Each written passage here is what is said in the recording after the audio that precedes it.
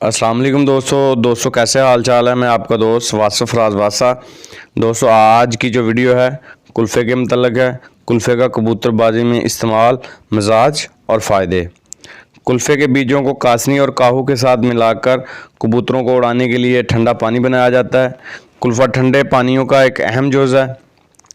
कुल्फ़ा कबूतर के खून को साफ़ करता है, निज़ाम हज़म को तेज़ करता है, कब्ज़ को ख़त्म करता है, थकावट को दूर करता है। कुल्फ़ा दवाल मिक्स मोतिल का एक अहम जुज़ है।